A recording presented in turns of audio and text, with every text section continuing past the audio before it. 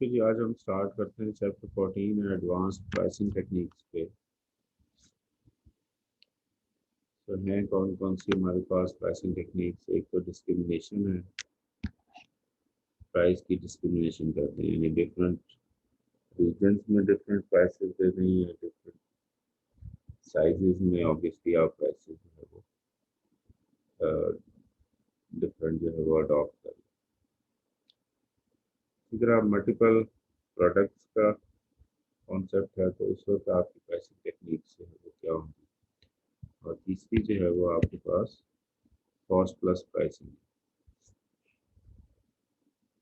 Consumer surplus जो है वो असल में अपनी प्राइसिंग के थ्रू आपने कैप्चर करना हो। यूनिफॉर्म प्राइसिंग का कॉन्सेप्ट क्या है? Charging the same price for every unit of the product.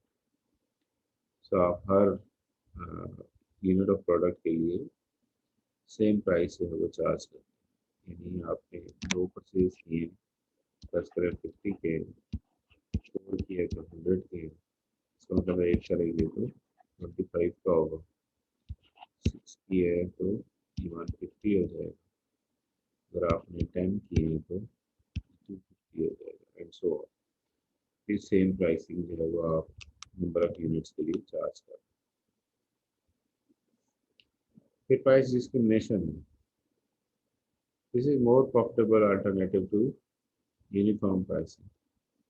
Market conditions must allow this practice to be profitably executed. So market condition ऐसी होनी चाहिए कि आपको ये प्रॉफिटेबल एग्जीक्यूशन में इसमें आसानी होनी चाहिए। Techniques of charging different prices for same product.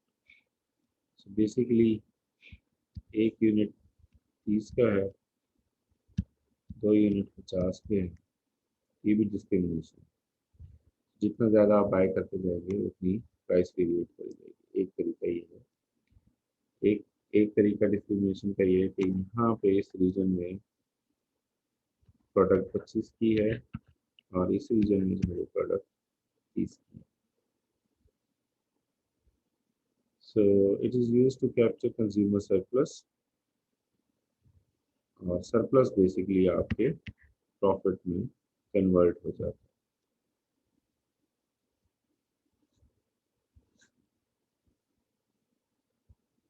So uniform pricing में अगर आप देखें तो आपका जो नंबर ऑफ यूनिट्स इंक्रीज कर रहे हैं तो आपकी प्राइस जो है वो कांस्टेंट। सो ये जो ब्लैक लाइन है ये समझिए कि ये आपकी यूनिफॉर्म प्राइसिंग है, यूनिट प्राइस सेम। सो यहाँ पे जो सिचुएशन है,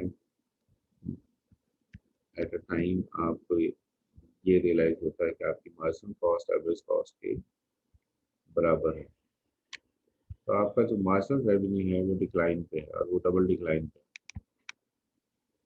ठीक। सो ये आपकी नॉर्मल डिमांड कर्व है और उस पर जो है वो आपकी यूनिफॉर्म प्राइसिंग डिफरेंट जो है वो एलिमेंट्स आपको जनरेट करते हैं। यानी आप यहाँ पे हैं, फिर यहाँ पे हैं, या यहाँ पे आप मूव कर रहे हैं तो आपकी जो प्राइस है वो तो कांस्टेंट है। ठीक। तो आपका ओवरऑल जो रेवेन्यू है, मार्जिनल रेवेन्यू, वो एक सर्टेन पॉइंट के बाद बिल्कुल डिक्लाइन पे आ जाता है। पॉइंट डी को अगर आप लोगे तो इसके फौरन बाद वो डिक्लाइन पे, इसकी वजह से कंपनी जो है वो उसे सरप्लस प्रॉफिट में, सरप्लस जो कंज्यूमर सरप्लस था यदि प्रॉफिट में उसे कन्वर्ट नहीं कर पाता।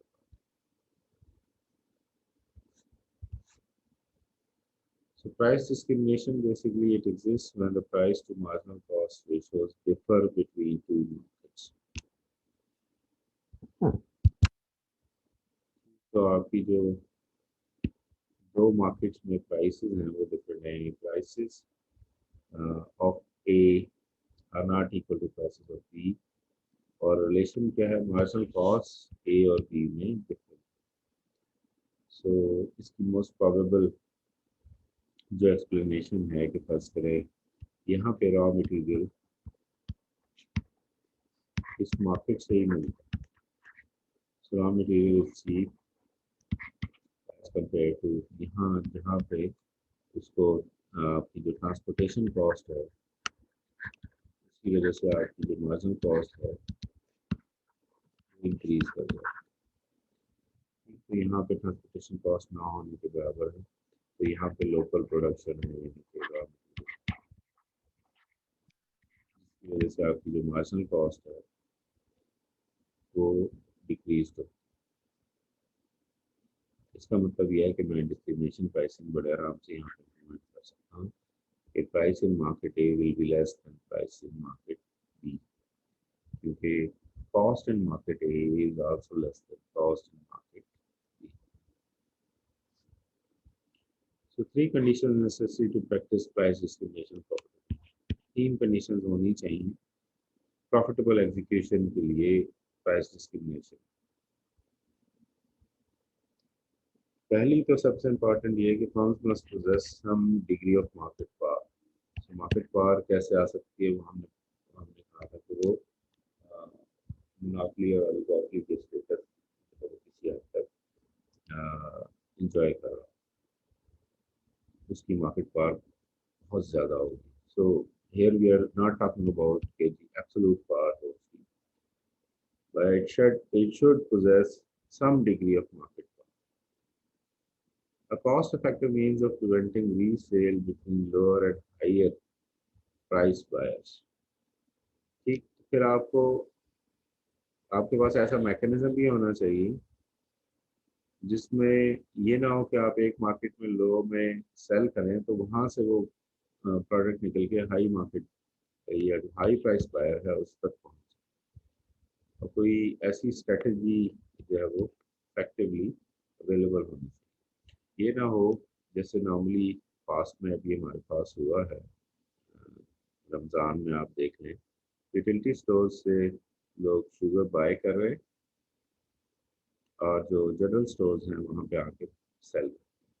तो इसको कंट्रोल करने के लिए गवर्नमेंट ने क्या कहा जी आपको 1 kg से ज़्यादा नहीं, तो 1 kg या मैक्सिमम 2 kg आपको शुगर मिल रही है। अब 2 kg में आपका जो आर्बिट्राज का लेवल है वो 10 to 20 रुपीज़ का ही बन रहा है। सो 10 to 20 रुपीज़ अगर आपने अर्न करने हैं तो ये इतना बड़ा आर्बिट्राज नहीं है जिसके लिए लोग एफर्ट करें। लेकिन ये भी हकीकत है कि इसके लिए भी लोगों ने काफ़ी एफर्ट। तीसरा जो इम्पोर्टेंट कंडीशन है that is price इलास्टिसिटीज must differ between individual buyers and group of buyers. तो प्राइस इलास्टिसिटी जो है वो इंडिविजुअल बायर की और ग्रुप ऑफ बायर्स की वो डिफरेंट होनी चाहिए। अगर ये डिफरेंट होंगी तो आप प्राइस डिस्क्रिमिनेशन इंजॉय कर सकते हैं, लेकिन अगर ये इलास्टिसिटीज डिफरेंट नहीं है तो आप ये प्राइस डिस्क्रिमिनेशन को प्रॉफिटेबल सीक्वेंस में कन्वर्ट नहीं कर सकते एज अ बिजनेस। तो नॉर्मल प्राइस डिस्क्रिमिनेशन के बाद कंडीशन आ गई फर्स्ट डिग्री प्राइस डिस्क्रिमिनेशन, जिसे हम परफेक्ट प्राइस डिस्क्रिमिनेशन भी कह सकते हैं। वो क्या है? Every unit is sold for maximum price each consumer is willing to pay. यानी अगर मैं आया हूँ, मैं मैक्सिमम 25 पे कर सकता हूँ तो मुझे 25 पे सेल कर। नेक्स्ट इंडिविजुअल जो है वो आया है और उसकी बाइंग पावर ज़्यादा है तो उसको वही चीज़ 30 में सेल कर दी गई और उसने पे कर। थर्ड कंज्यूमर आया है उसे 40 का सेल किया है तो ही इज एबल टू पे, ही इज विलिंग टू पे। तो ये है perfect price discrimination. It allows the firm to capture entire consumer surplus. So market में जितना भी सरप्लस अवेलेबल है तो सारे का सारा वो फर्म जो है वो कैप्चर कर सकती है। लेकिन अगर हम फर्म की प्रोडक्ट के लेवल पे इस चीज़ को देखें तो फर्म डायरेक्टली मार्केट तो नहीं कर रही ना अपनी प्रोडक्ट, बहुत से केसेस में कर भी रही है लेकिन मेजॉरिटी ऑफ फर्म्स जो है वो ये प्रैक्टिस नहीं कर पाते। तो आपको ये सर्टन वेंडर्स के केस में ये नज़र आता है कि वो ये प्राइस वेरिएशन रख के बाइंग पावर डिफाइन करके डिफरेंट इंडिविजुअल्स को डिफरेंट प्राइसेस को सेल करके इंटायर जो कंज्यूमर सरप्लस है वो कैप्चर करने की कोशिश करते हैं। इसमें डिफिकल्टीज हैं It requires precise knowledge about every buyer's demand for it. जो है तो ये है कि आपके पास जो बायर की डिमांड फॉर गुड है उसका एक्यूरेट नॉलेज होना चाहिए. Seller must negotiate a different price for every unit sold to every buyer. तो ये जो हमारे रिटेलर्स हैं वो हर बायर को डिफरेंटली ट्रीट करके हर एक से डिफरेंट प्राइस डिमांड कर सकते हैं और करते हैं. तो आपको हर एक के लिए स्ट्रेटजी जो है वो चेंज करनी पड़ेगी. अगर आप ये कर सकते हैं तो इसका मतलब ये है कि आप परफेक्ट प्राइस डिस्क्रिमिनेशन कर रहे हैं.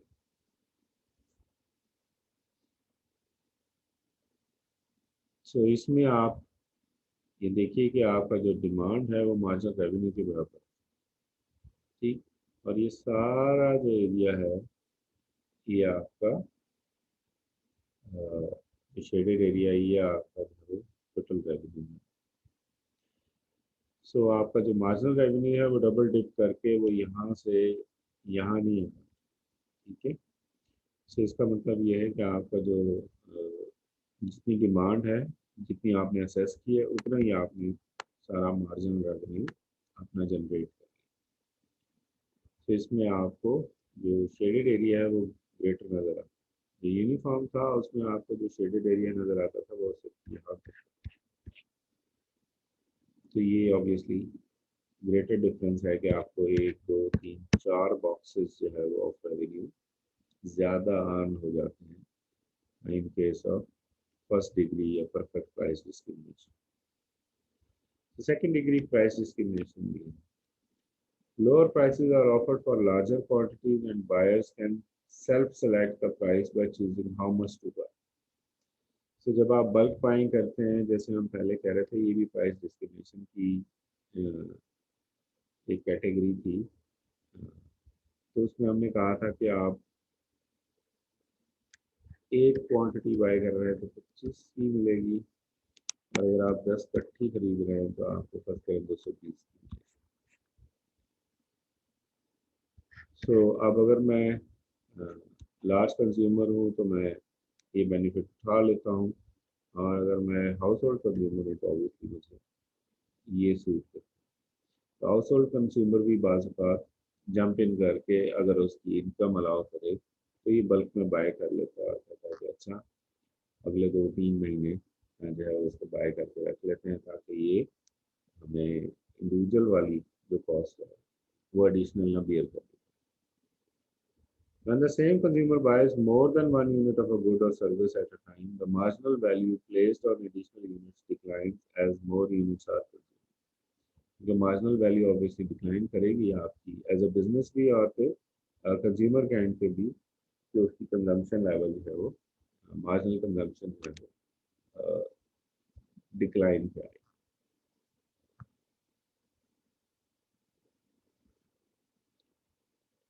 So second degree pricing price discrimination की examples क्या हैं. एक तो है टू पार्ट प्राइसिंग और दूसरी है block pricing. So two-part pricing then. It charges buyers a fixed access charge to purchase as many units as they wish for a constant fee per unit. ठीक. तो कांस्टेंट फी per unit उसे पे करनी पड़ती है अब वो जितना परचेज करे. फिक्स एक्सेस चार्ज जिसे आप यहाँ पे एक है और कांस्टेंट फी पर यूनिट वो बेसिकली है. इसका मतलब है टोटल एक्सपेंडिचर उसका क्या होगा ए प्लस एफ. अब अगर उसने एक क्वांटिटी ली है तो 1 होगा. अगर 10 ली है तो ऑब्वियसली 10 इंटू एफ होगा. इसका मतलब ये है कि ये कांस्टेंट चार्ज तो खड़ा ही खड़ा है. ये तो उसने पे करना ही करना. और उसको एवरेज प्राइस क्या पड़ रही है वो बेसिकली अगर आप देखें तो वो टी ई ओवर क्यू बनेगी और टी ई क्या basically A plus F Q over Q. तो आप इसको इस तरह से भी लिख सकते हैं ए ओवर क्यू प्लस एफ. तो आपकी जो एवरेज प्राइस है जितनी ज़्यादा क्वांटिटी आप परचेज करते जाएंगे उतना जो है एवरेज प्राइस डिक्लाइन करती है. यानी हम ये कहें कि ये वैल्यू है हमारे पास 50, ये हमारे पास एफ जो है वो 5 है। सो अगर मैं 1 यूनिट खरीदता हूँ तो मेरे पास टोटल जो एक्सपेंडिचर है वो कितना आएगा, 55। ठीक। और इसकी जो एवरेज प्राइस है अगर मैं एक ही परचेज फाइंड आउट करूँ, 55/1 इज 55। सो अब अगर मैं दो खरीदता हूँ तो दो के लिए क्या हो जाएगा, 60। और आप ये देखें कि मेरी एवरेज प्राइस जो है वो डिक्लाइन पे आ जाएगी, तो 60/2 इज 30। ठीक। इसी तरह अगर मैं तीन खरीदता हूँ तो दिस कम्स टू बी 65। ठीक। और ये 65 को अगर मैं 3 पे डिवाइड करूँ तो कितना, 21.66 एंड सो ऑन। तो उसमें क्या हो रहा है कि एवरेज प्राइस जो है वो डिक्लाइन पे है, जो जो मैं ज़्यादा क्वांटिटी जो है purchase. So when consumers have identical demands, entire consumer surplus can be captured. So इसमें एलिमेंट क्या है कि अगर उनकी डिमांड्स आइडेंटिकल हो फिर पूरा कंज्यूमर सरप्लस जो है वो मैं कैप्चर कर सकता हूँ। कैसे, जो मेरा यूनिट प्राइस थी एफ स्टैटिक वो मैं मार्जिनल कॉस्ट के बराबर रखूँ, और जो ए है मेरा, जो फिक्स्ड फी थी मेरी, वो कंज्यूमर सरप्लस के बराबर रखूँ। लेकिन उसके लिए शर्त ये है कि सबकी डिमांड एक जैसी, यानी सब लोग आए और 10-10 का पैक जो है वो बड़े आराम से खरीद। ठीक। लेकिन अगर इनमें से कोई एक भी आ गया जिसने कहा कि नहीं जी मुझे तो दो चाहिए, दूसरा आता होगा तो मुझे 5 चाहिए, तो आप इनकी डिमांड तो आइडेंटिकल नहीं, तो उस वक्त जो है वो आप ये एफ स्टैटिक और ए स्टैटिक को एम सी और कंज्यूमर सरप्लस के बराबर साइमल्टेनियसली नहीं रख सकते। So optimal usage fee when two groups of buyers have identical demands is the level for which, और वो ऑप्टिमल यूजेज फी क्या होगी, basically marginal revenue at price है, becomes marginal revenue at price per unit। Marginal cost revenue और cost पे बराबर आ जाए तो ये आपकी ऑप्टिमल यूजेज डिफाइन है।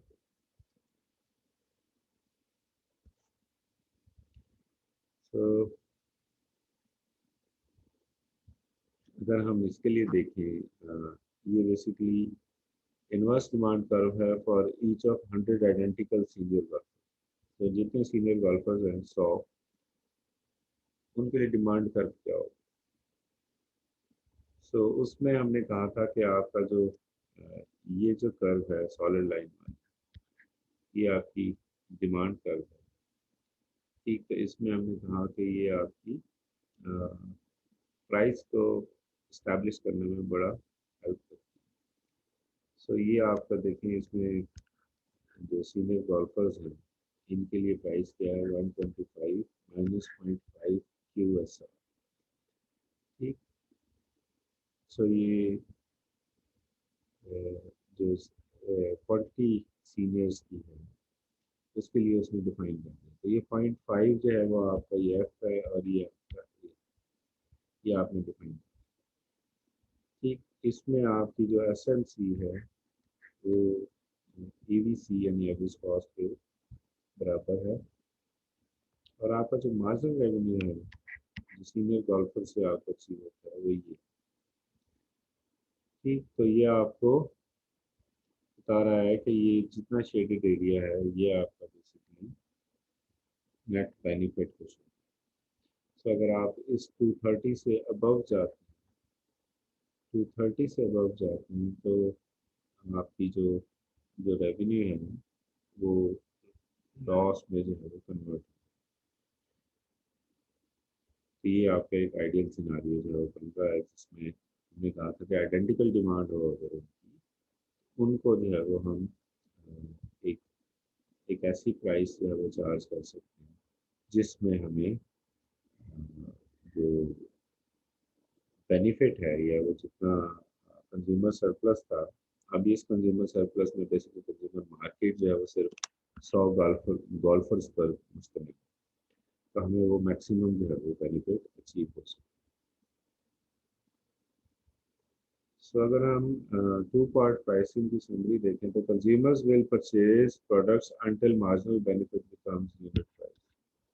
तो उनका जो मार्जिनल बेनिफिट है यूनिट प्राइस के बराबर हो जाए तो वो उस वक्त तक उस प्रोडक्ट को परचेज करते रहेंगे। Unit price will at least cover marginal cost, और जो यूनिट प्राइस है वो कम से कम मार्जिनल कॉस्ट को जरूर कवर करेगी, यानी बिजनेस को लॉस नहीं होगा। So with consumers with different preferences, unit price will be above margin. और जब उनकी प्रेफरेंसेस ही डिफरेंट होंगी तो आपकी मार्जिनल कॉस्ट से यूनिट प्राइस ज़्यादा ही होगी। इसका मतलब ये है कि आपको सरप्लस, जो कंज्यूमर सरप्लस है वहाँ पे अर्न होगा, यानी प्रॉफिट होगा। So consumers will choose to purchase as long as consumer surplus given unit price is greater than lump sum fee। तो जो हमारे पास कांस्टेंट था, जो आपके पास कंज्यूमर सरप्लस अर्न होता रहेगा अगर आपकी यूनिट प्राइस जो है वो ग्रेटर देन है लम सम फी। ठीक, तो उसमें जिसमें लम सम फी बेसिकली आपको ये दे रही थी कि आप यहाँ से खरीद सकते हैं, राइट टू परचेज आप। So with identical preferences, monopolist will capture the entire consumer। So इस कंडीशन में जो है वो मोनोपोलिस्ट जो है वो तमाम कंज्यूमर सरप्लस को कैप्चर करेगा। और अगर डिफरेंट प्रेफरेंसेस हुई कंज्यूमर्स की, some consumers will retain part of their consumer surplus। तो कुछ कंज्यूमर्स है वो उन्हें कंज्यूमर सरप्लस देने के बावजूद भी अपने पास कुछ ना कुछ रख लें। ठीक,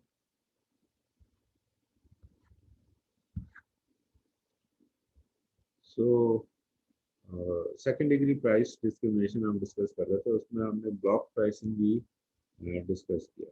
सेकेंड एलिमेंट क्या है, डिक्लाइनिंग ब्लॉक प्राइसिंग की अगर हम बात करें तो offers quantity discounts over successive discrete blocks of quantity purchase.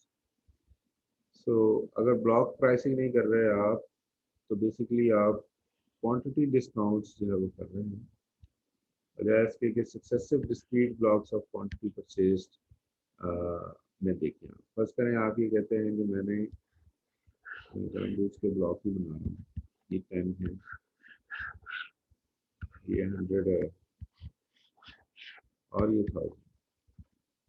तो ऑब्वियसली आप पहले ये परचेज करो, फिर ये परचेज करो, फिर ये परचेज करो, तो आपकी जो ब्लॉक की प्राइसिंग है वो डिफरेंट है। तो इसमें सक्सेसिव डिस्क्रीट ब्लॉक्स इसलिए कहा है कि आप पहले ये बाय करोगे तो आप इसके लिए एलिजिबल हो।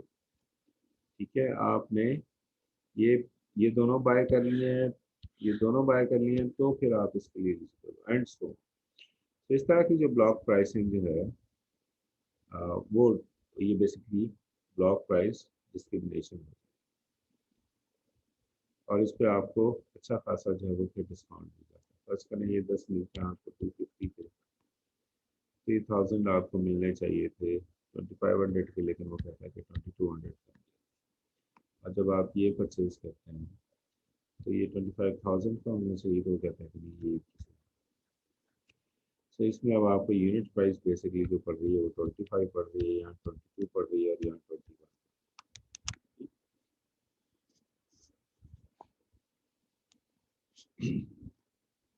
तो यहाँ पे देखिए कि अगर आप यहाँ पे हैं तो आपकी जो प्राइसिंग है वो डिफरेंट है, अगर आप यहाँ पे हैं तो प्राइसिंग डिफरेंट है, अगर आप यहाँ पे हैं तो प्राइसिंग डिफरेंट है, अगर आप यहाँ आ जाते हैं तो ठीक। तो ये आपके लिए डिफरेंट ब्लॉक्स जो है वो प्राइसेस के वो रेंज है।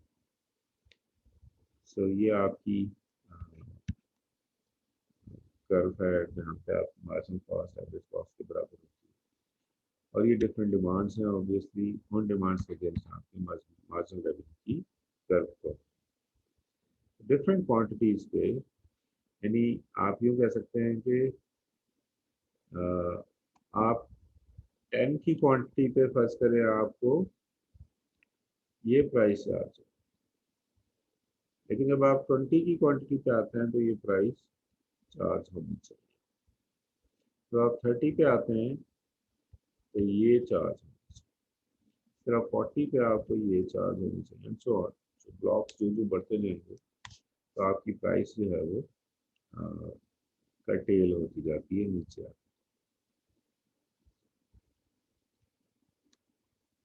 है। थर्ड डिग्री प्राइस एस्टिमेशन भी है,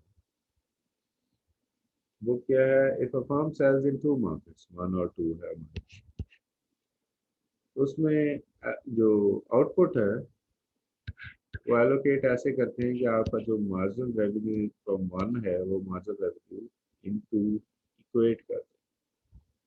तो प्रॉफिट मैक्सिमाइजेशन के लिए आप क्या करते हैं कि सेल्स ऑफ टोटल आउटपुट इस तरह से आप एडजस्ट करें कि वो बराबर हो मार्जिनल कॉस्ट के, जो कि बराबर हो मार्जिनल रेवेन्यू वन और मार्जिनल रेवेन्यू टू के। तो इक्वल मार्जिन रेवेन्यू प्रिंसिपल क्या है? मार्जिनल रेवेन्यू प्रिंसिपल जो इक्वल मार्जिनल रेवेन्यू प्रिंसिपल है, उसमें आप क्या करते हैं? एलोकेटिंग आउटपुट, यानी सेल्स को इस तरह से एलोकेट करना है कि M R one M R two के बराबर हो, which will maximize total revenue for the firm. अगर हम total revenue T R one और टी आर टू को जमा करें तो हमारा जो टोटल रेवेन्यू है वो इंक्रीज। जो ज्यादा इलास्टिक मार्केट है, more elastic market gets lower price, उसको आप प्राइस लो रखेंगे, और जो लेस इलास्टिक मार्केट है उसमें आप हाइयर प्राइस चार्ज करेंगे। अब अगर आपका जो M R one M R two के बराबर नहीं होता, then shifting a unit of sales from the lower marginal revenue market to the higher market revenue market will increase revenue and leave total cost unchanged. तो अगर ये equal ना हो तो ये तो बड़ा सिंपल सा आर्बिट्राज है कि जहाँ पे लोअर मार्जिनल रेवेन्यू है जिस मार्केट में, वहाँ से आप गुड्स उठा के हायर मार्जिनल रेवेन्यू वाली मार्केट में ला के सेल कर दें, आपको प्रॉफिट होगा, आपकी टोटल कॉस्ट भी डिस्टर्ब नहीं। सो अब आप अगर सेल्स बिटवीन द मार्केट्स को एलोकेट करना शुरू करें तो ये आपकी मार्केट वन है और ये आपकी मार्केट टू है। यहाँ पे आप आइडियली जो सोच रहे हैं 200 आपने क्वांटिटी सेल करनी है, यहाँ 300 सेल। तो यहाँ पे जो इलास्टिसिटी है उसकी 2 है और यहाँ पे इलास्टिसिटी जो है वो 1.6 है। दोनों की इलास्टिसिटी डिफरेंट। सब आप इसमें देखेंगे जिसमें इलास्टिसिटी कम है उसमें प्राइस जो है वो हायर चार्ज कर रहे हैं 50 की, और जिसमें इलास्टिसिटी ज़्यादा है उसमें प्राइस चार्ज कर रहे हैं 40 की। ठीक। सो ये आपका जो है वो प्राइस डिस्क्रिमिनेशन होगा, और इस पॉइंट पे आपके जो टोटल रेवेन्यू है वो मैक्सिमम होगा, यानी आप मैक्सिमम बेनिफिट जो है वो अचीव करें। समहाउ अगर इसकी इलास्टिसिटी जो है वो, सॉरी, इसकी इलास्टिसिटी कम होना शुरू हो जाए मार्केट वन की, तो आप यहाँ से जो है वो प्राइस उठा प्रोडक्ट उठा के मार्केट टू में सेल कर सकते हैं ताकि आपको मैक्सिमम बेनिफिट हो सके। तो मार्जिनल रेवेन्यू कर्व जो है वो कैसे कंस्ट्रक्ट कर सकते हैं? तो हॉरिजेंटली जो है वो मार्जिनल रेवेन्यू कर्व्स को जो है वो सम अप करें तो वेरिएशंस आपको मिल जाए। सो मार्जिनल रेवेन्यू मार्केट वन और मार्केट टू में अलग अलग ही है, एम आर वन और एम आर टू। ठीक। सो डिफरेंट क्वांटिटीज पे ऑब्वियसली डिफरेंट मार्केट्स हैं तो डिफरेंट मार्जिनल रेवेन्यू कर्व्स जो है अचीव है। तो टोटल मार्जिनल रेवेन्यू कर्व कैसे बने? तो टोटल मार्जिनल रेवेन्यू कर्व को अब आपने ऑब्वियसली इनको ऐड करते हैं। ठीक। सो आपका जो टोटल रेवेन्यू है इस पॉइंट पे 300 प्लस मार्जिनल रेवेन्यू 700 है, तो ये आपका एक पॉइंट है 700। ठीक है। क्वांटिटी की क्वांटिटी पे क्या सिचुएशन है? 300 प्लस 200 तो 500 पे आपका दूसरा पॉइंट आ गया। इसी तरह 40 पे आपका क्या सिचुएशन है? 100 प्लस 200 300 आ गया, 3 पॉइंट एम एन, और जो आपका पॉइंट एल है ये जनरेट हो चुके हैं। अच्छा, जब आप इस पॉइंट पे 100 की क्वांटिटी पे 100 की क्वांटिटी पे आपका ये और ये ऐड होने हैं। ठीक। तो ये आपका 60 पे 0.8 जनरेट।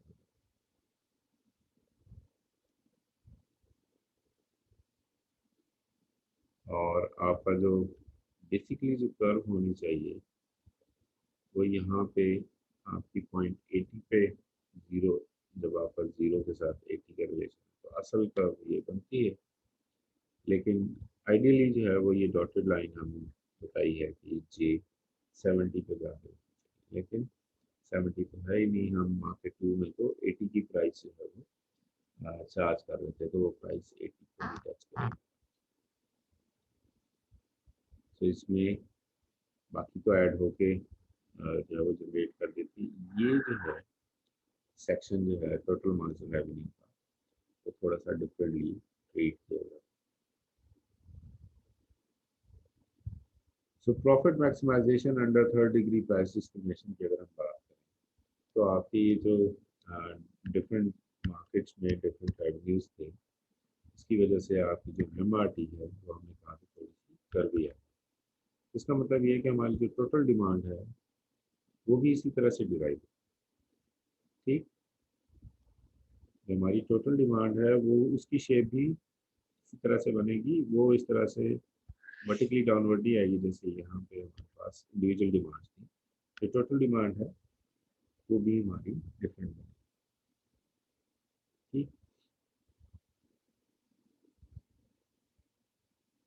सो इसमें हमने कहा था कि marginal revenue in A should be marginal revenue equal to marginal